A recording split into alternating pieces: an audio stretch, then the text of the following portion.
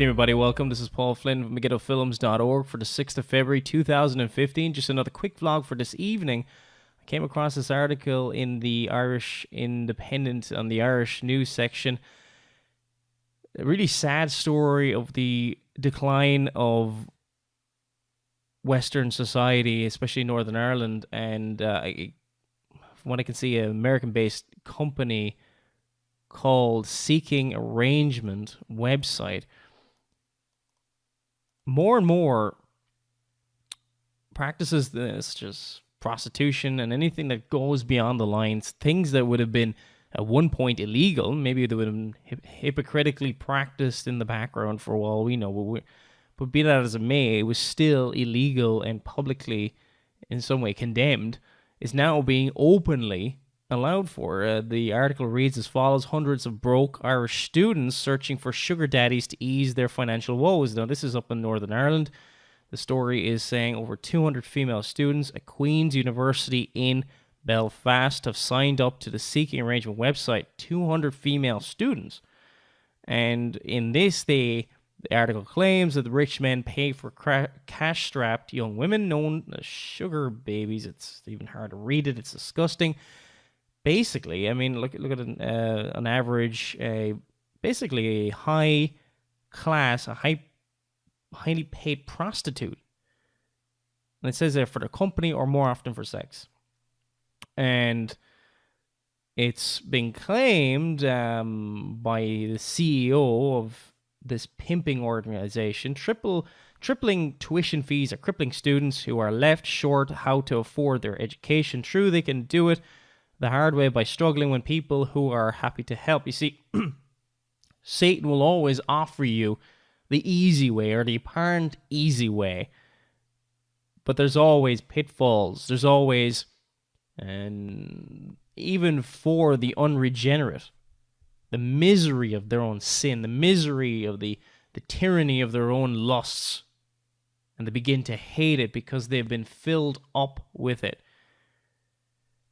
The article goes on different things. It talks about it's the biggest site of its kind, the world boasting 4 million members across 139 countries. How about the hardening of the hearts of many a nation across the world that will allow such an organization, which is virtually legalizing prostitution in this country, in Northern Ireland, as it's doing here. I don't know if it's operational. It's the first I've ever heard of it in the Republic of Ireland, where I'm at the moment.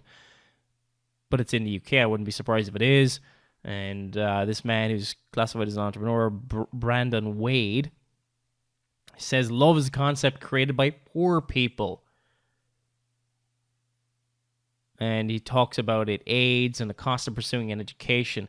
The ends justify the means in this sick system. And does it not show the moral decline of our society, where we don't have to? It's not like you might, in many countries, might say, oh, well, prostitution is illegal.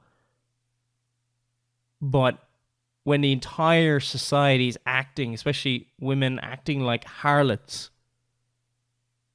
and I'm not even talking about women who are selling themselves for sex necessarily, but a harlot was just a promiscuous woman, and could also be a prostitute. But this is the norm, is it not? You know what the sad thing is? Even in Christian homes, I see more and more the women in the homes see, in order to get attention from men, and they shouldn't be looking for attention from men who are not their, who are not within their family, is in healthy relationships within their family.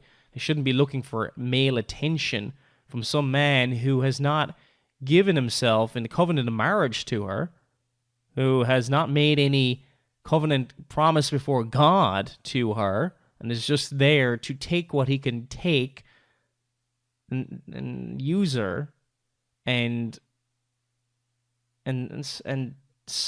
smatter the you could say the heart of the young woman into 1,000 pieces. And this happens time and time again.